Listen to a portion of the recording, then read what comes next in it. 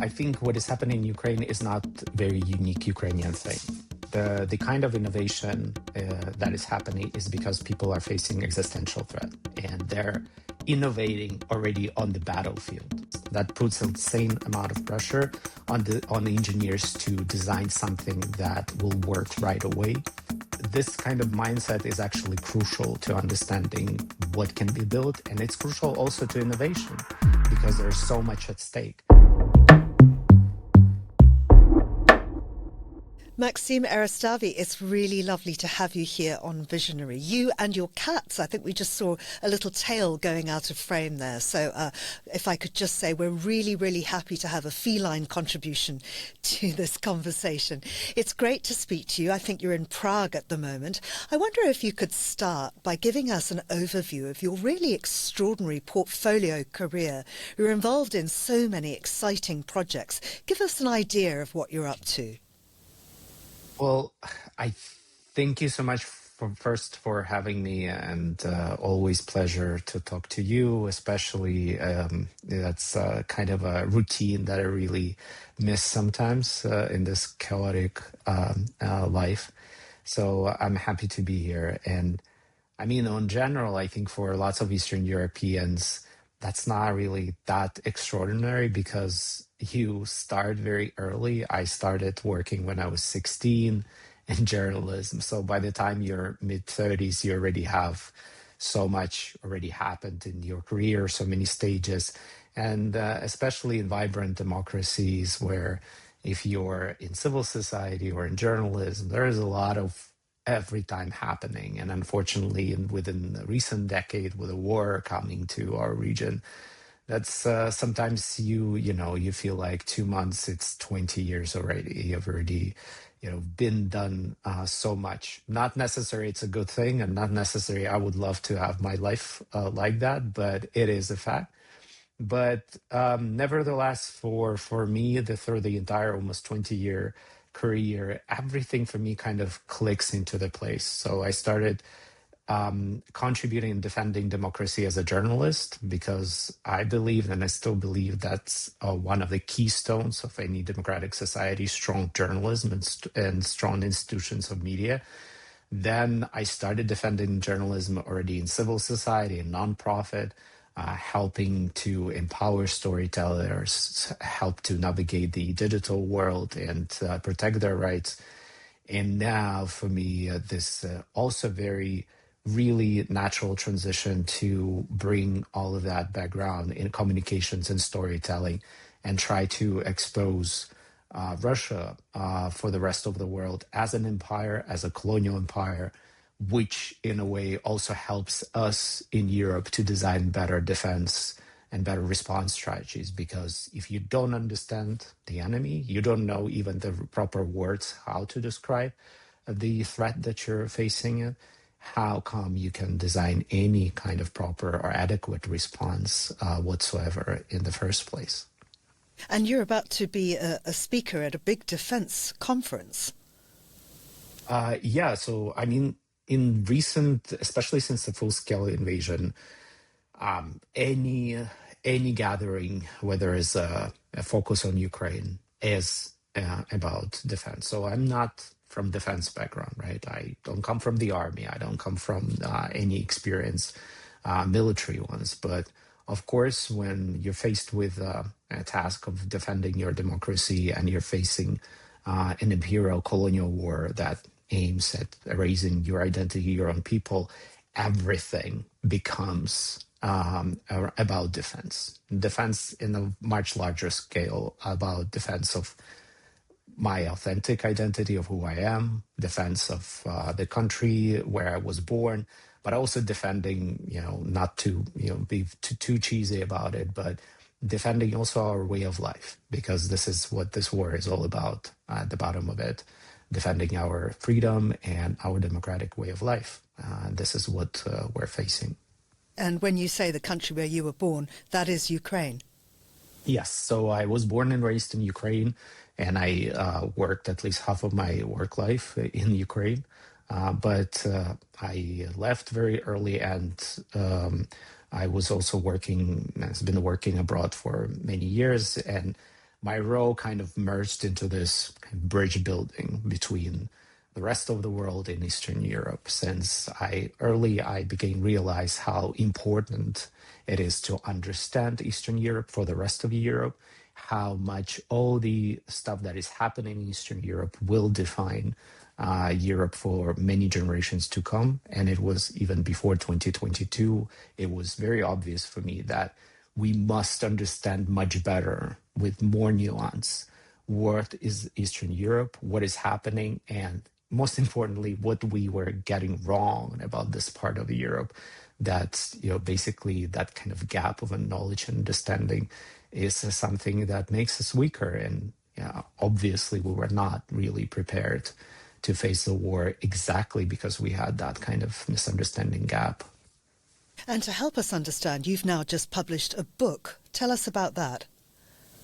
So, I mean, in 2022, when the full-scale invasion genocide in Ukraine started, I've already been focused for almost a decade on popularizing and mainstreaming the idea that Russia is a empire, a colonial empire, and what it has been doing to Ukraine has happened already many times before, not only in Ukraine, not only with Ukrainian people, but with so many nations around Russia before.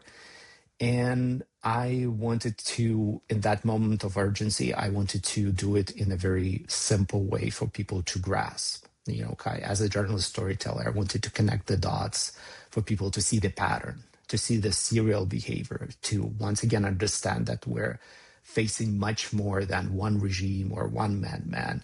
There's a pattern of behavior that has been going on for way too long. And that's why I came up with just this format of connecting Ukrainian wartime art and artists that were working in Ukraine under bombing, surviving, but still creating art with really very factual-based chapters for each Russian invasion in the last 100 years. And mind you, there were 48 of them that would follow the same formula, the same playbook. And this is a mixture of art and journalism and storytelling that kind of I found very effective, because first people can connect with art, which is very powerful, and kind of open up more their empathy and hearts to what they're seeing. And then, seeing more of a journalism side and more factual side to understand what we're facing at. And the book is called Russian Colonialism 101, and it's an illustrated guide into this only last century of Russian invasions. But it's been quite a success since then. We published it first English version in 2023. And now we have Czech and German and Lithuanian one, Ukrainian one.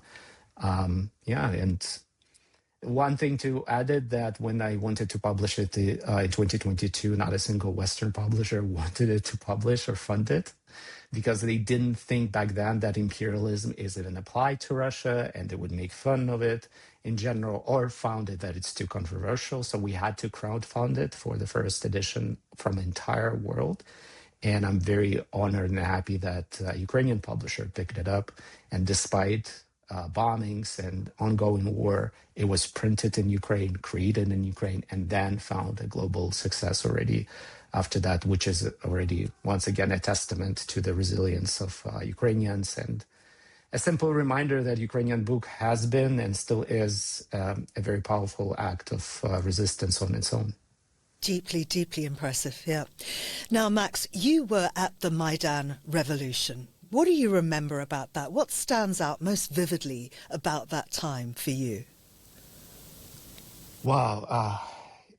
I think that it was the most defining part of my life. I think that was the part that helped me to understand who I am as a person, as much as a citizen, as much as a Ukrainian in many ways. And there were a lot of things that, contributed to that. Of course, always seeing the bravery, everyday bravery of the people who were absolutely with no arms, resisting a Russian pocket police state and fighting for their freedom and democracy. But I think back then, if I had to narrow down to maybe single thing, is actually getting a good real life reminder that freedom is not for free, and we shouldn't take for granted democracy and the rights that we have.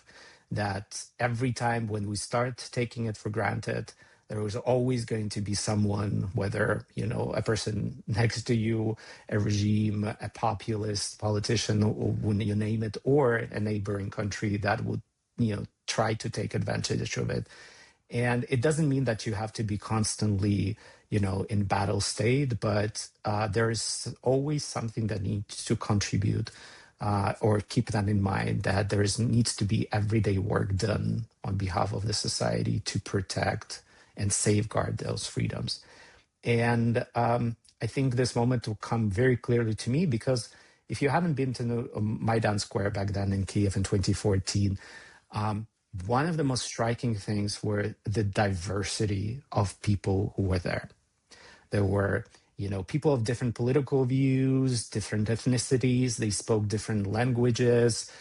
People were far right, far left, whoever, feminists and queer people as well, like everyone.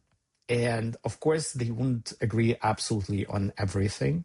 There were lots of disagreements coming from such a diverse background, but every day they would work together, putting up barricades, organizing the space, working hand in hand despite the disagreements. And this is something that I often miss in the West today. I feel like a lot of polarizing politics, a lot of disagreements, and disagreements is a good thing, right? To debate them and have different opinions, but sometimes they overcome our perspective, what is at stake and what matters. That despite our disagreements, we still need to agree on at least one thing, that democracy matters. And this is the space that allows us to have those disagreements, because the alternative, you won't even have that, and there's going to be no way for you to even be authentic yourself or speak your mind freely. Now, you've said in the past that coming out as Ukrainian was more difficult than coming out as queer. What did you mean by that? Exactly that, because I came out as a gay and as queer person, I think in my early 20s, already being a public person and being a journalist. And I don't think that I actually came out as proud Ukrainian until my mid-30s. Because, well, for the first part, that it's different things in a way. Because your queerness and your sexuality is something that is very intimate part of your identity, right? Doesn't get passed on through generations or through parents. You're born and you have to accept it. And of course, if the society is not very accepting, it's a hard thing to do, but still you manage to do it on your own. When it comes to my national identity, Ukrainian, is something that losing the side of it and the losing the pride of it is a result of the violence that has been done to my people through generations. Ukrainians have been fighting for freedom and fighting for the right to exist for centuries, for at least 4 centuries, being under Russian constant imperial control or occupation. So the generations of people before me in my own family, they had to oftentimes in a way to survive, to dial down on their Ukrainianness. For example, I was raised speaking Russian and Ukrainian speaking family.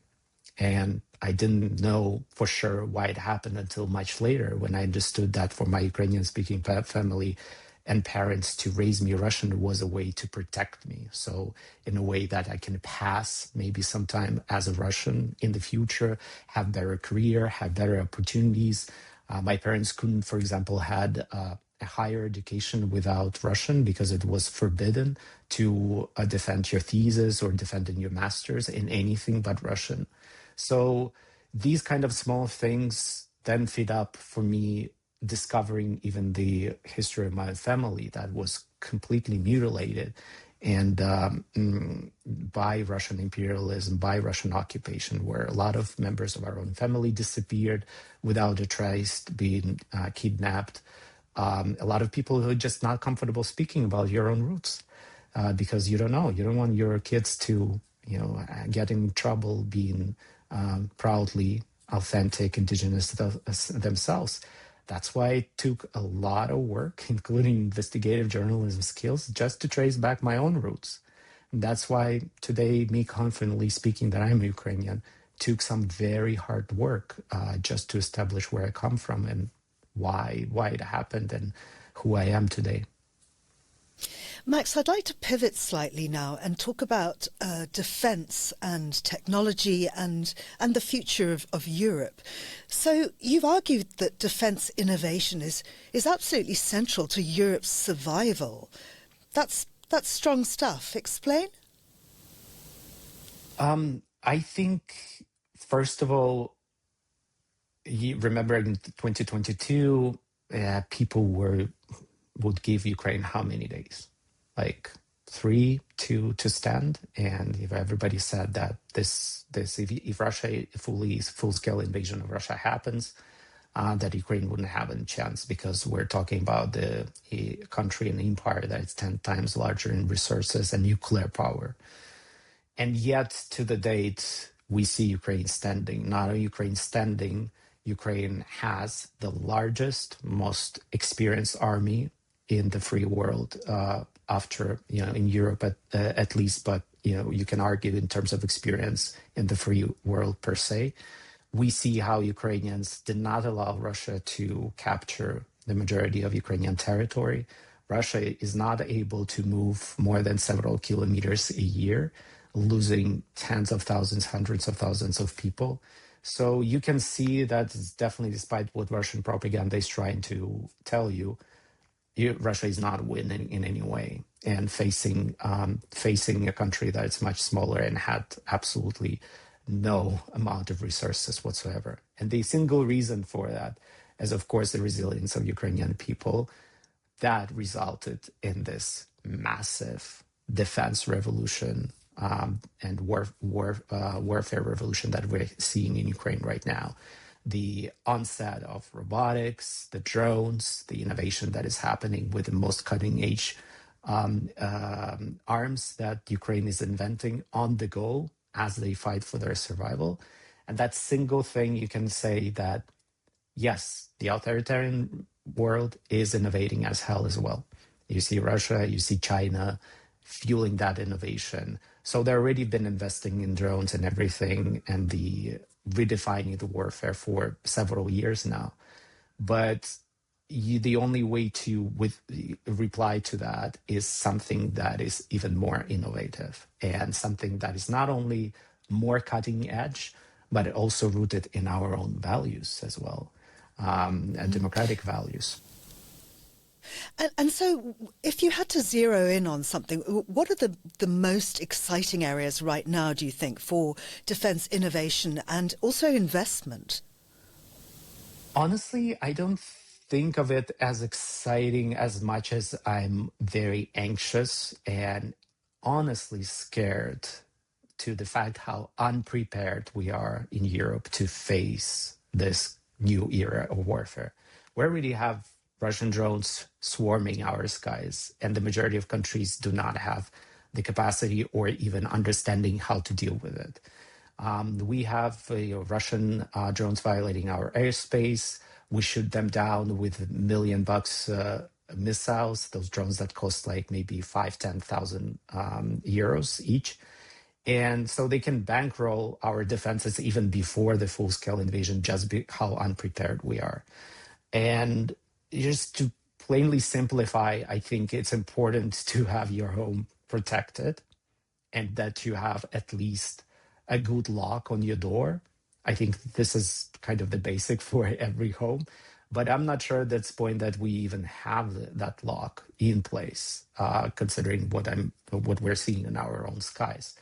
So I think in that regard, we need to do a lot of catching up, and very fast. Not because necessary that there is a definite war that's going to happen, although the war is, as we see, expanding very fast, and the empire, Russian empire, is expanding very fast. But because this is the only way for us to withstand in the future. In terms of what to invest, I think we're also not understanding our priorities right. We have exponential rise of defense budgets. In the European Union, it's going to be up to 800 million until the end of this decade. And only now the investments in the cutting edge technologies that are now deciding in Ukraine who loses and who wins is just up to $10 billion. So you can see that we're not investing even, I don't know, not even 10%, not even barely 1% into what needs to be invested. And unfortunately, we're investing still in the stuff that won't ever protect us anymore, as we see in Ukraine today.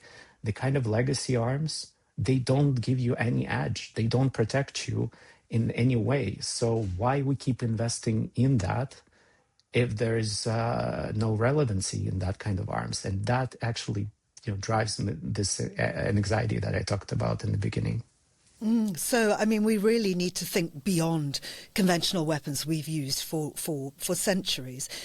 So, Max, how can Ukraine's battlefield innovations and tech startups shape the future of defence in Europe? What lessons should Europe be learning from Ukraine? Well, first of all, I think what is happening in Ukraine is not a very unique Ukrainian thing. The kind of innovation that is happening is because people are facing existential threat and they're innovating already on the battlefield. So it's not some conceptual things. If you build or you design something that is bad, somebody is going to be killed and some lives, civilians or military, will be lost. That puts an insane amount of pressure on the engineers to design something that will work right away. And this kind of mindset is actually crucial to understanding what can be built. And it's crucial also to innovation because there's so much at stake. And I think that kind of mindset needs to be transplanted to our peacetime or peacetime Europe as well, because we don't have, first, as I mentioned, we don't have that much time to be comfortable to innovating. But second of all, it has to happen very fast, and the stakes has to be very clear why we're doing it. But I wanted to also point out, I think, to values, because once again, the tyrannies are innovating. They're also creating drones. They're also creating robotics. But their main ethical line for that kind of innovation is to kill, and kill as many as possible. Civilians or military, doesn't matter. When we innovate, I think it's important for us not really to replicate or catching up with that kind of innovation, but innovate within the values that are dear to us, to European or democratic countries, which is value of life and dignity. And I've been working with this Ukrainian startup that innovating within the landmines. And I don't know if lots of people know, but we've had for decades the landmine ban, international ban, that is now collapsing because countries like Russia, for example, invaded Ukraine and made it out of those occupied territories the most land-mined place on earth. So the countries that are now bordering with Russia, they cannot afford to not having mines anymore. So they started investing, but this Ukrainian startup thought, okay, we need to invest in a way that these land mines are not as deadly to civilians. So what they did, they actually made them smart, and they built AI-powered sensors that can recognize a civilian from a military. They can recognize even animals, so they can deactivate if there is a civilian or animals around, so they don't explode and they don't kill those people. And they did exactly because in their worldview and their value system, life and protecting life and environment is more important than just, to create a mine that will kill everyone around if triggered.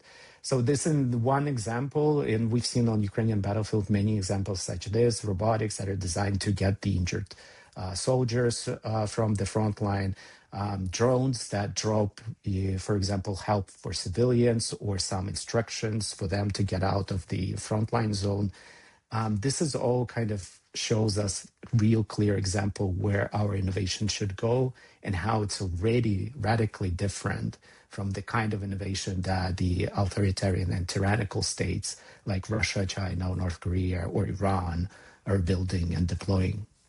You mentioned the big investment that Europe is making in defence, but I wonder if the rest of the continent is really with the program. Does Europe understand how vulnerable it is? I think once we started seeing those most likely Russian drones in our airspace, I think the shift is very visible, at least in European Union already now. So I do feel and I do see that in conversations with people. So this shift is very visible in the last 2 months already. But the majority, I think, especially maybe people of my age and my generation, I don't think that they necessarily understand how unprepared we are. I don't judge. Once again, we've had this peacetime dividend living for like what, several generations. We didn't have any war. People started taking exactly for granted that we don't have a war, and didn't maybe ask themselves questions. Okay, so what do we have in case something happens, if we're prepared or not? With the rising number, for example, of Russian sabotage of our critical infrastructure, we have blackouts, we have infrastructure problems. And even in Prague, for example, we had one major and two minor blackouts in this year alone for the first time ever. And it was scary for me to see this huge difference between, for example, Ukrainian refugees who are here and who know how to get around without lights for half a day, because they used to already learn that in Ukraine people sometimes live several days without energy and power, and how people completely locals would be helpless and freak out, not knowing even how to crisis proof your own home. And I think this is a huge gap that we need to overcome, not necessarily once again to prepare for the war, but to understand that you have to be prepared for these kind of situations, because unfortunately, with climate, with war, with all these events, it's obvious for everyone that these kind of events will be happening more often. But our politicians are still not really comfortable to talk to people honestly about what needs to be done for you to feel prepared, even to defend or protect your own home and your family. When I started learning as a non-engineer, not having any previous background with any of these tech or startup world whatsoever, when I start seeing what are actually people building in terms of tech, in terms of defense tech, what is out there in terms of these absolutely insane type of robotics and drones and everything, it gave me a sense of ability to manage my own anxieties, because I finally realized that there's someone there who's creative and who's already thinking how to protect us in the future, and it's building someone. It's not an idea. Those are actual things. And then it kind of hit me that this is the way for me to manage my own fear and anxiety, to know what is out there, to support people who are actually preparing us with building actual stuff that will help us to withstand if something happens, but also prepare even myself. So we started thinking about proofing our home. Is it ready for surviving several days without electricity? Do I know where there's evacuation plans or what to do in case of an emergency? Do I know how to use radio if there is no cell phone connection and stuff like that?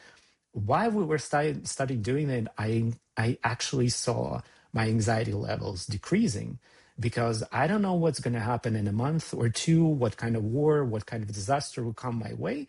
But at least I know that it's my small world.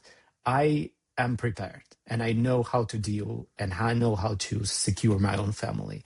So this is kind of a thing that authoritarian governments are scared for us to realize. And unfortunately, lots of our governments are trapped in the same kind of fear and anxiety, panic mode, and they're scared to talk to people about it, and give them this instrument to manage their anxiety by preparing themselves. Max, I find your words very comforting. I'm sorry that there was no feline contribution, however, and I'm hoping your cats are feeling very prepared. Well, I hope so, because it's just managing two cats in the crisis. It's not going to be easy. I'm more worried for that than anything else. Maksym Eristavi, thank you very much indeed for speaking to us here on Visionary. Thank you so much for having me. It was a pleasure.